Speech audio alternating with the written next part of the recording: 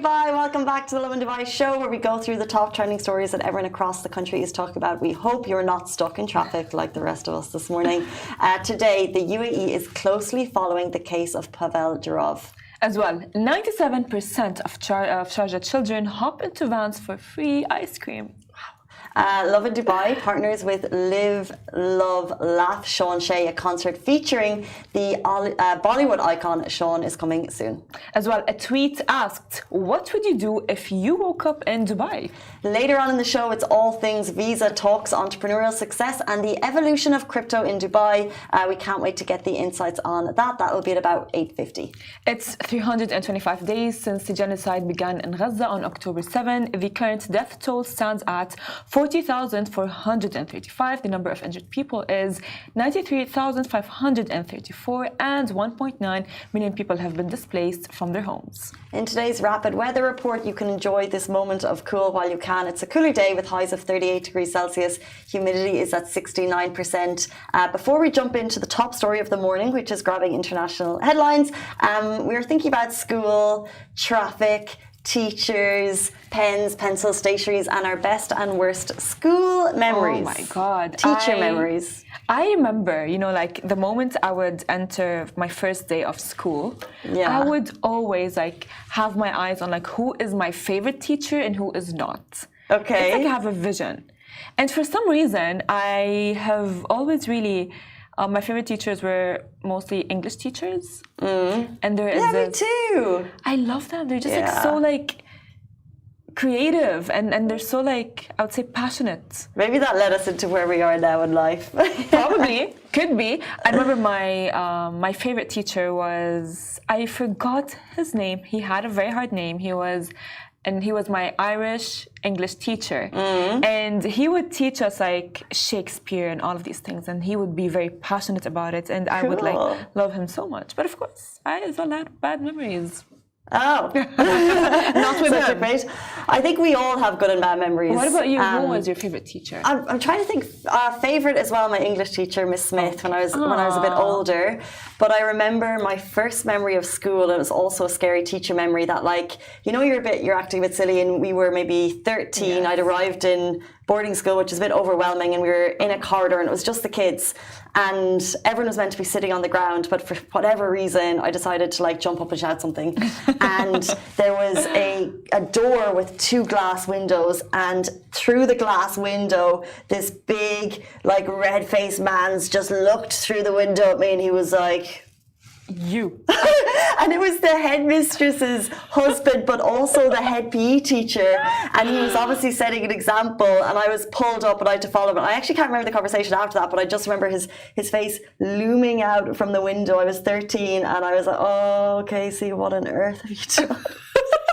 Stupid. But yeah, we got past it. I did not stand up and shout silly things for a long time. That is funny. That is actually really funny. Well, I don't know about you, but for me, sorry if I am mentioning you, teacher, but my worst teacher, which might be very odd, my Arabic teacher. Arabic is a very hard language. Right. And she was Syrian, and in Syria, when you learn Arabic, in the Middle East, when you learn Arabic, not in the UAE, because UAE is a globalized country, but and Syrians just know Arabic so well. Okay. And she would come and she would be very strict on the grammar Arabic rules, and I would not even understand, and I would not know what am I learning, what am I doing, and she would give us a lot of homework, and it was so hard. And she would, even if we do our homework wrong, she would literally give us a lot of slack for it. It's I know I did it wrong, but I just don't know what is Arab, or what is that. Let's And many years on, how do you look back on that class now? Oh yeah, I still hate it. I still hate it, and I still am really bad at, like, I am Arab, but I still am really bad at Arabic. Yeah, the general sense I get is a lot of people feel the same. Yeah. Well, who is your favorite teacher? You spoke about your bad experience, but who is your favorite teacher? Yeah, I said Miss Smith, my English teacher. I just remember. I think it's because I like the subject and I got good feedback, and it's interesting because you can like remember some of the comments that were written on like some of the like written pieces that you wrote. I remember some of her comments back, and I think it's because I liked the topics, and history I liked it as well, so I liked the teacher. And then for some reason agricultural science, so it's like the science of farming, and everyone just liked it because the teacher was so easy. And oh my god, he was just a nice guy, so it just made the class more enjoyable. Actually, as well, I really liked biology. I loved it because my grades were always like, you know, like 98, 99, 98.5. Wow. Literally, I was so good at biology that I really wanted to become a doctor.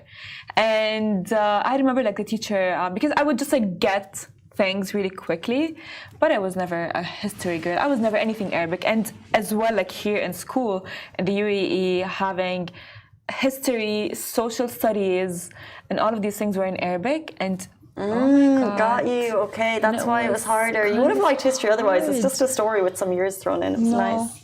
No, it's not me. It's not for me. No. Well, if it was in English, maybe. I mean, I don't know. I really like my English teacher. That's why. Like, it's not only my Irish English teacher, who I forgot his name as well. I had another, at high school, an English teacher she was Lebanese, and she was really nice, really cute, and she was so good at what she does. And I remember like her, like just like feeding my ego, telling me, Farah, you're such a good writer. You're amazing. I would be like, oh yeah, okay, I'll write more. I'll write more. But yeah. Teachers, they make such an impact, and they've got a tough year ahead. So best of luck. Even though I'm sure they've all been at work since 8 a.m. this morning. Good morning to everyone tuning in on Facebook, YouTube, Instagram, TikTok. We also go live in podcast format if you'd like to get the full show later on in the day on your drive home. Let's jump into our top story. The UAE is closely following the case of Pavel Durov. The UAE is following the case of its citizen, Pavel Durov, who's the founder of Telegram, who was arrested by French authorities in Paris Le Bourget airport, emphasizing that the UAE has submitted a request to the government of France to provide him with all the necessary consular services in an urgent manner.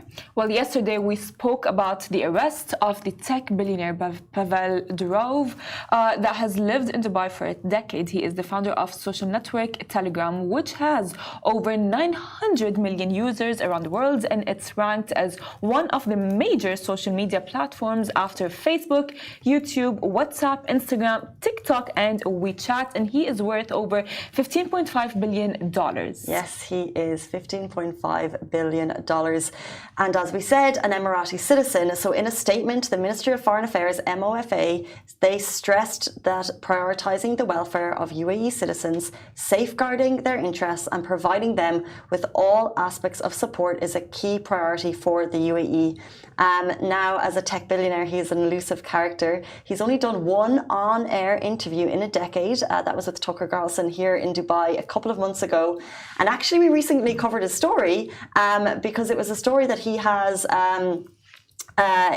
helped father through sperm donation 100 children, which is quite wild. And when we posted that story, we mentioned that he was an Emirati citizen, and we got so many comments saying, how is he an Emirati citizen? You're like, how do you gain that status? And actually, according to Wikipedia, there are 53 naturalized citizens of the UAE, and he is one of them, so it's an amazing honor. His contribution to the UAE economy, the Telegram office sits here with maybe 30 to 40 employees, and as we said, it's one of the world's biggest social network, and he's joined by many athletes have the honor, actually, many footballers, and also Tony Douglas, who is the CEO of Riyadh Air, but I think he was the CEO of Etihad. That's actually very interesting. Get me that citizenship. Oh yeah, I mean, by the way, getting a citizenship in the UAE is everyone's dream, and I all the time say it. You know, like I used to say ever since like I was like younger, like, oh, I would want to be a UAE citizen and not a Syrian citizen for some reason. I don't know. My parents would get very angry, like, Farah, why would you throw away your home country, your origins away like that? I'd be like, because I want it and I'm born here.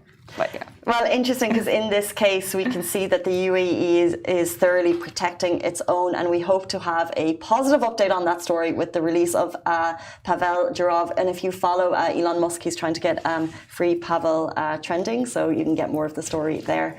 Let's jump into our next story. So, of course, we all love ice cream. And in light of that, 97% of Sharjah children hop into vans for free ice cream.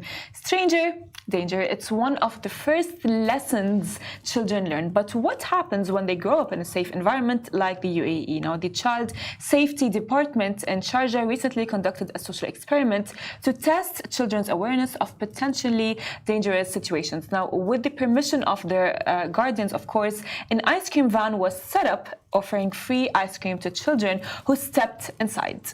Now, the ice cream man invited the children to come and take their free cones or ice cream lollies, sometimes even escorting these children into the van. And the results of this study are shocking, because 97% of the children in this study were willingly got into that van. Well, 1 out of 37 children passed the test, telling the ice cream man he wouldn't feel comfortable stepping into the van.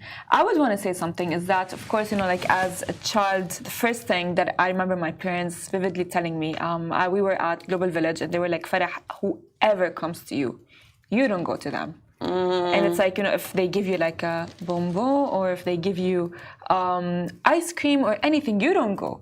And the social experiment, I think it's very necessary because, as they said, we live in UAE, and as kids, when you grow up in the UAE, you are growing up with like the thought of the UAE is a very safe country, is embedded in their brains.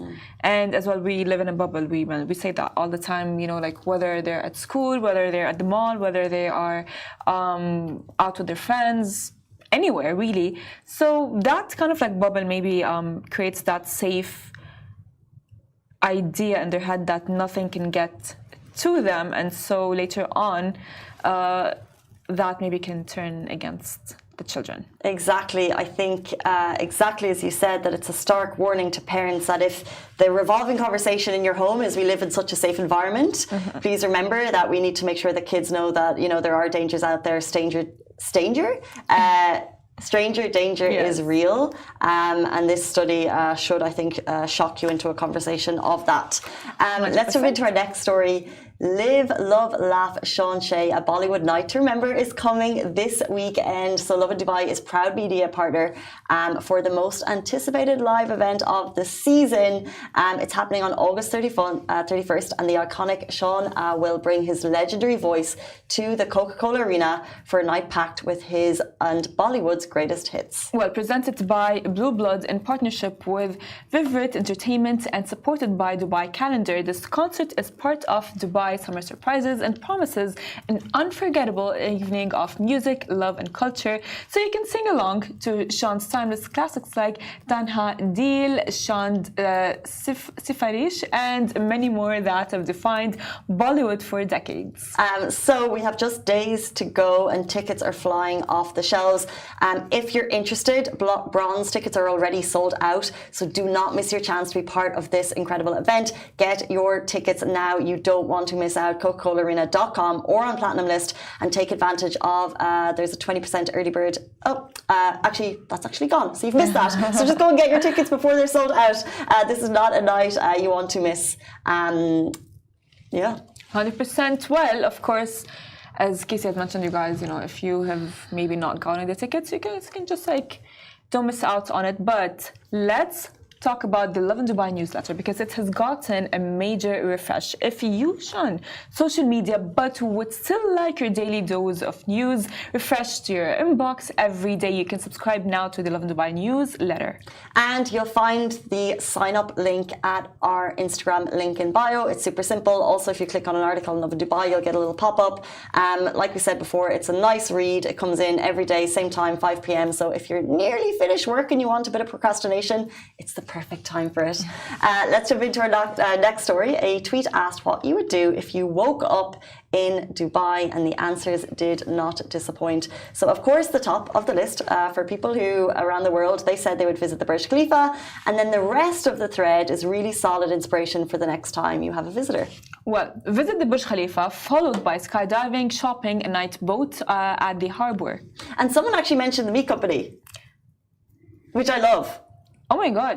It's a good spot. Have you been? Of course I have. Yeah, I love great. it. It's really good. It's really good. It's one of those OG restaurants that's been on for so long, and you go and they've maintained the quality. And I think because of the location, because there's one in down the Souk Al Bahr, and there's also one in Souk Madinat. Okay. So they're both outside and they both have lovely views, and the food quality is always maintained. So I think, I get why that made the list. I mean, honestly, the best thing about like restaurants in Dubai is that some of them really, when they first open, there's this big hype, and then when they get this like big hype and this kind of like fame and name, and it's like it kind of like drops down. So like, regarding like the meat and co, it's like it has stayed the same throughout. You know, like the consistency is still there. However, what would you do if, let's say, like you don't know about Dubai and you're just like coming here for like a quick, I don't know, not a quick, or like a vacation? What would you do? Yeah, there's so many things, and I just think when I saw this tweet, it reminds me, and I know I say this so often, that like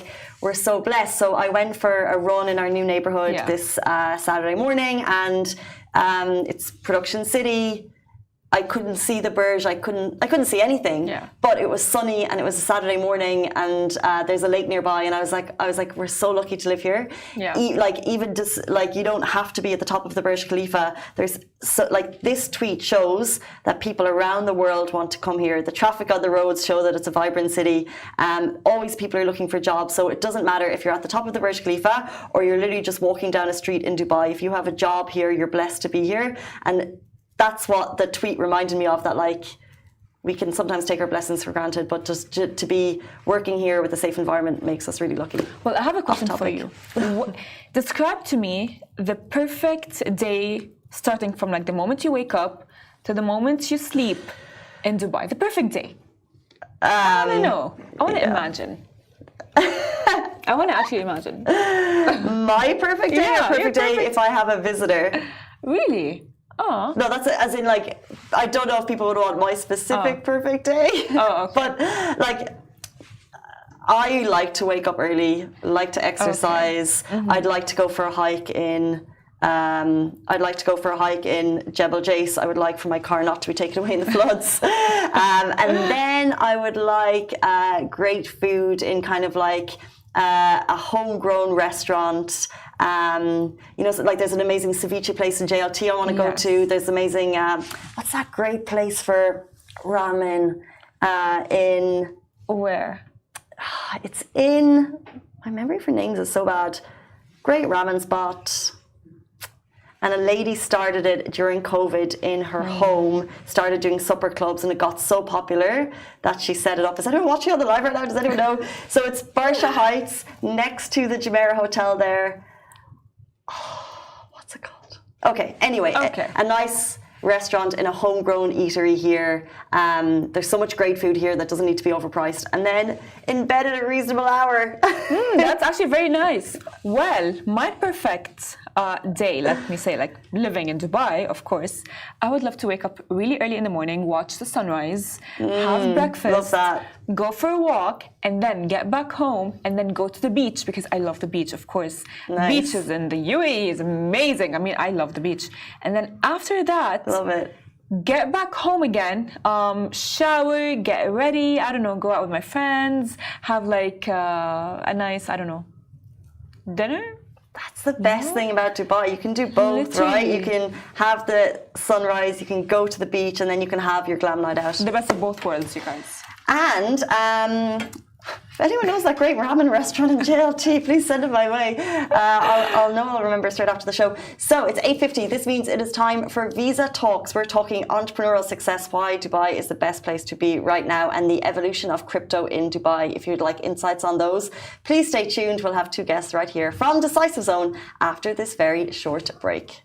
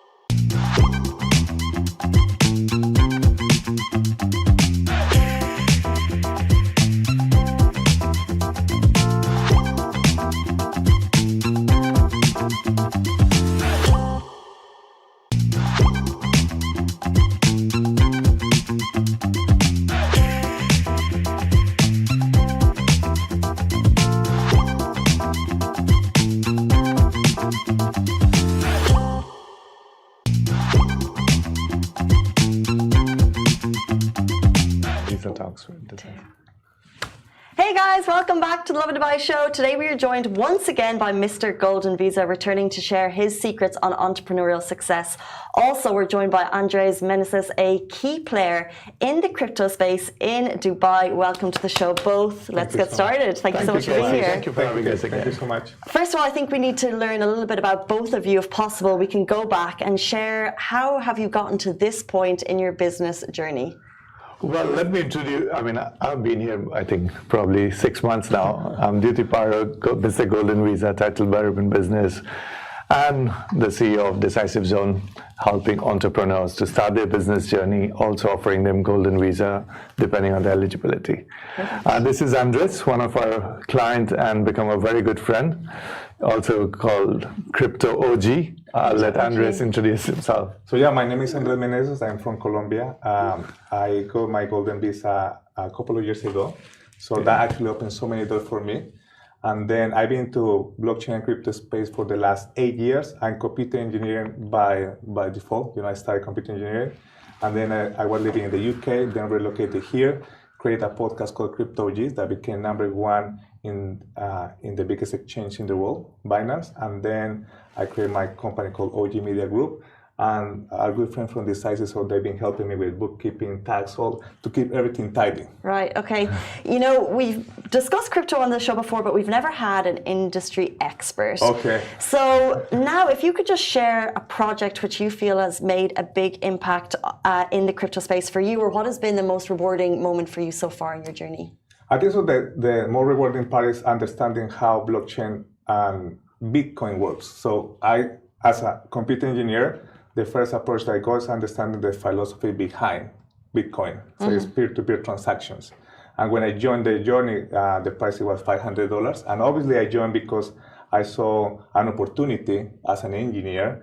And it's been a roller coaster, ups and downs, like using the crypto go from 70,000 to 50,000. But it was Bitcoin that opened my eyes. I'm from Colombia. There's so many people that don't have banks, bankless people.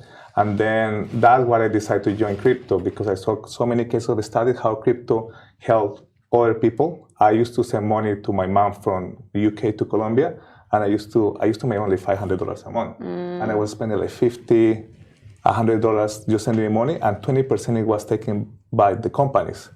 So that I decided to join crypto, understand that's how my journey started, because I had to send money to my family in Colombia. Interesting. Yeah. And we know that you're working with Decisive Zone, who's helping you on that journey. Yes. A question for you, Duty. Dubai is known for its entrepreneurial spirit. So what excites you most about helping any type of business set up for you personally? Well, every business journey has its own story. Every journey has its own story. And this is so interesting because, like his experience, sending money from UK to Colombia, that made him think that, okay, he's found a problem and he thought how to resolve it, and he thought crypto is an answer to that. Similar to this, I deal with probably hundreds of stories every month where it is so interesting to listen to them, understand how Decisive can add value in their business to help those business skyrocket. Because we have got everything in our office, it's a one-stop shop. And when we hear problem, we just think, how can we solve this problem right then and there? But let's speak about the specific problems that you might see. Like, what are the challenges that entrepreneurs are facing setting up in Dubai, and how can you help them? Well, the biggest challenge, I would say, other than the nationality and the restricted item, I'll stick to related to the crypto and the blockchain industry. Even today, even though Dubai has become the most crypto-friendly, it is still a little bit complicated for people to understand and the banks to understand what is the value or how they can accept crypto. So in this industry, there are many different activities, which is the biggest challenge for people today to understand. So you may have just a trading portfolio in crypto, but how do you put that in the correct activity in your company is a big challenge. then you need a certain approval where we come and help. But to understand the business and to draw that on pen and paper is the most difficult part. Interesting. We know Dubai is increasingly becoming known as a crypto-friendly space. But Andres, with your insight into the crypto world, how does setting up a business in Dubai help people elevate their success to the next level? Why is Dubai the place to be for crypto? It helps 200%. I would tell you by my personal experience. I was living in Europe, and as I said, there's too many restrictions. Obviously, you have to be compliant with regulations and everything. But since I started to come to Dubai, they will open up for me. I got more networking, more opportunities. You can buy anything in Dubai with crypto. You can buy cars, pay for rent. You cannot do that anywhere else. And you can set up companies, and I have so many friends from Europe and other countries that create content, or they have companies, and they all move here. More than 60% of the employees of the biggest exchange of the world, they work here. So they go here, they get the visas here, they work for the exchanges because they get paid in crypto, they get paid through the bank, but it's compliance. So that's why I love Dubai, because since I moved here, it opened up, and you don't feel guilty talking about crypto or blockchain. You feel actually rewarded. That the more that you talk to people, the network. I've been here since the last 9 days when the kids start school, and I was off for 6 weeks, and I did more than anything else the last 5 days because I was just here present. So opening up so many opportunities. So would you say Dubai nurtures a more positive conversation around crypto than other places in the world? 100%. 100%. I mean, look at all the millionaires and billionaires, they are moving to Dubai. I think most of them, if not all, are one way or another linked to either blockchain or crypto industry today. Dealing with business setup industry as well, even though it is a little bit in a gray area still, but crypto is widely accepted whether you're buying property, cars, setting up companies, or you're paying your suppliers. But this is changing, and I think every day we're hearing, they're accepting crypto for this, they're accepting crypto for this. You can get your salary in crypto now. This has recently been announced. We are still waiting for more news how WPS, which is the wage protection system of UAE, is legalizing paying salary in crypto. I'm still waiting for more news. Then only I'll be, probably next session, I can give you complete details about it. One more thing that I forgot to mention. Something that's special about Dubai is because it's so safe. So most of the people that are in the crypto accumulate a massive wealth within the last 4 or 5 years, and they don't feel safe in other countries. People get targeted, or content creators or owners of companies. But you are here, you can tell everybody that you're in Dubai, that you're having dinner somewhere because you feel safe. Right. That doesn't happen in other countries. You have to hide. Okay, this is why the crypto bros are descending on the city. Oh yes, definitely it is. So we touched briefly there on a trend in crypto, but could you both maybe share more insights into crypto trends in 2024, and also what role Dubai might play in these changes? Well, you want me to start? Yeah, go ahead. So look, there's something that the trend this year is being, I'm not going to sound a little bit funny, but meme tokens, Really? 5 years ago, Dogecoin, Elon Musk started to push it, but there is a network called Solana. They start to do a lot of meme tokens. You have to do your own research, no financial advice. It's highly risk. Meme tokens is highly risk. You can make a lot of money or lose everything. I've seen it both sides. And then another side is real world assets. So real world assets also very trendy. You can tokenize property. You can tokenize anything in the world, stock, bonds. So that's trendy a lot. Obviously, it takes a little bit more to understand how it works. If you say real world asset, what is that? Then you have to understand the technology. But all the focus is on that. And of course, there's been a couple of projects this year. You have to focus on layer ones. Layer ones is like everything behind blockchain. For example, you have layer one Solana, Ethereum, Tron. Tron is the one that was founded by the Telegram owner. Maybe you could talk about that later. It's correlated. So I can talk about this every day, but I don't want the people think this is too much gibberish. Well, I think that's really interesting. And in terms of those trends, Judy, what role do you think Dubai is playing in facilitating these, or which ones do you think are more accessible for Dubai residents? Well, at the moment, Tether is the most used currency, or the USDT is most accepted all across Dubai. Now, one thing I must mention that Dubai government and also Abu Dhabi government, I must say, ADGM, they are working, probably the hardest today to see how they can regulate crypto. There's an exchange already been built, M2 exchange, which is probably gonna, I'm hoping it is gonna take over NASDAQ and London Stock Exchange one day, because this is the first exchange which is widely accepting crypto and talking about legalizing, regulating Bitcoin and Ethereum.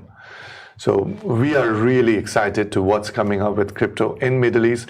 That's one of the reasons we are seeing entrepreneurs like Andres and many of his friends I met in last 1 week. They're all moving to Dubai. So it's no more surprise.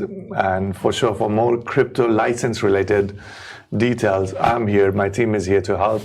And for crypto-related secret tokens, talk to this guy. Well, let's speak a bit on how Decisive Zone is here to help in terms of contributing to the broader business community in Dubai. Are there success stories? Are there other success stories that stand out to you that I think the audience could benefit from? Yes. Recently, I personally was involved in a couple of licenses that we did. And they were done by a couple of Emirati people. Now, every crypto license does need a VARA approval. So it's a Virtual Asset Regulatory Authority. We need an approval. To get the VARA approval, you really need to write a story, exactly what you're doing with blockchain or with crypto, and you need to justify how all your compliance are in place so that the VARA can give you an approval for you to run that crypto. And we managed to get 2 of them. It took us 3 months of hard work. Wow.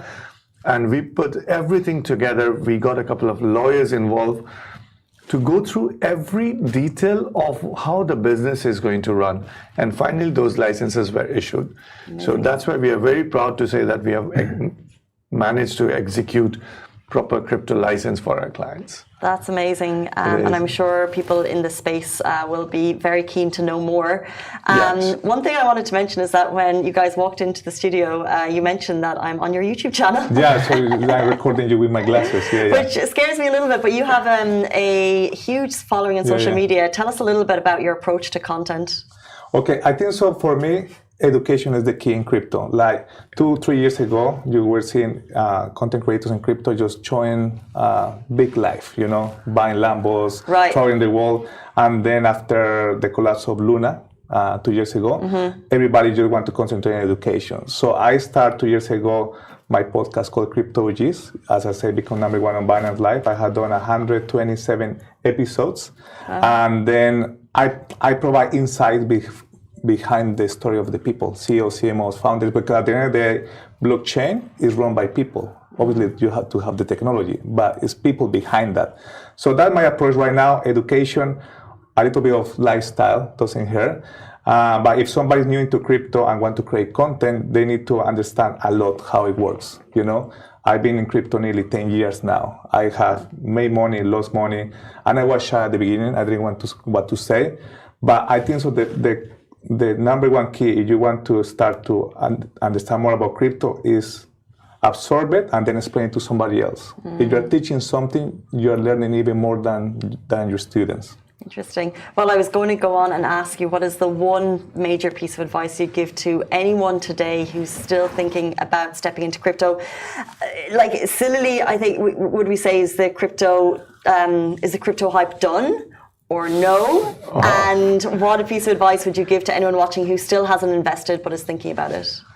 Well, I'll start. In my experience,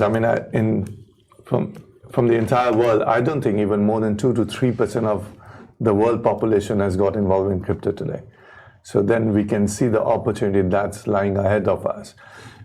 Because crypto is still not fully regulated, none of the major fund from around the world has even got involved because they cannot, because they are restricted by many regulatory authority. So I think we are still early. I don't think this early stage will last long, because as soon as one government body from across the world gives Bitcoin, Ethereum, or any of the crypto a regulatory stamp, like how ETF has been approved now, the crypto bull run will go crazy. It will. I mean, people laugh when I say I'm seeing Bitcoin at $1.3 million in less than 5 years, probably. Well, people laugh at me when I was saying Bitcoin was going to go to $1,000. Wow. So see where it is today. Today we are talking Bitcoin at $68,000. Yeah. That is no joke. So to add a little bit what Duty say, like in America, the ETF got approved. So big institutions like BlackRock got already involved. Yes.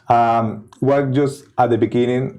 People get scared because they think Bitcoin is $70,000. It's too late. Obviously, the price is quite big for one Bitcoin, but remember, one Bitcoin can be split in 1 million of parts. That is Satoshis.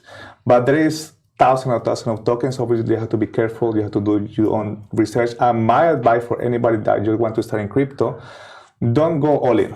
Just learn. For example, myself, I was working full-time job, 9 to 5. I bought my first Bitcoin at $500, and I keep it for 6 months. I was just researching. I didn't go crazy. Back then, there was no YouTube channel. There were no content creators. There were no big exchanges. As I did say, we're just getting started. The biggest company in the world of crypto, they only have 200 million users. Not many, right? And it's 8 billion of people.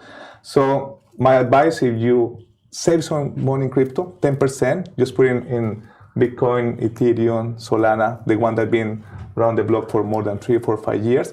I just don't touch it. Just leave it there for now. And then when you get more experience, you can become more risky, like with meme tokens or risky stuff. Can I say something before we finish? The other day I was doing a podcast with him and I did say, what worries me? How much a Happy Meal in McDonald's going to cost with your Bitcoin? Now think about that. Today, at this price, if you have to buy a Happy Meal, you have to pay 0.00069 probably cent. You pay 1 decimal extra, you get 100 Happy Meals. So I'm really worried and concerned how much, when Bitcoin goes to $1 million and we have to pay with only Bitcoin, imagine how much decimal we have to calculate to pay for a Happy Meal. This is the thing. Dare I say, you've got me interested in crypto once again in this interview. Before we wrap it up, because our time is drawing close, is there anything exciting on the horizon for Decisive Zone or crypto or OGs that you would like to share with our audience today? Yes, definitely. Working with Andres, we are looking at many, many crypto millionaires now walking through our doors. We are trying to help each and everyone. We have expanded our services to 360-degree concierge services, whether people want to get admission in school, which school to go to, whether they need a luxury car, whether they want to buy a car, whether they want to buy a house with their crypto. Decisive Zone is offering 360-degree concierge service. And we are seeing more and more clients like Andres who needs help from professionals like our team, who has been in this market for more than 10 plus years, who knows the laws and regulations. Amazing, interesting. Yeah, for me, look, with CryptoG's OG Media Group, we're the one shop to go regarding Web3.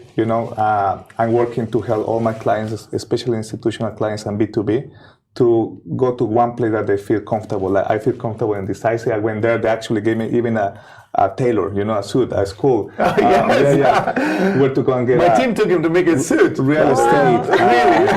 Look, I've been on and off in Dubai for 2 years, and I was just struggling trying to find a bookkeeper, tax, lawyer. So, but when you walk in, especially in crypto, you need to feel safe with somebody. So the guy from Decisive did it for me, and that's what I want to do for also my clients in OG Media Group and CryptoGs. Interesting. Well, if you'd like to learn more about the crypto space, Crypto OGs is where to go. Thank you so much, Andres, for your insights this morning. And of course, Mr. Golden Visa from Decisive Zone back with us every single Tuesday. We appreciate your time, guys. Thank you very much. Thank you for having us. That brings us to the end of the show. We'll see you back here tomorrow morning, same time, same place. Bye-bye.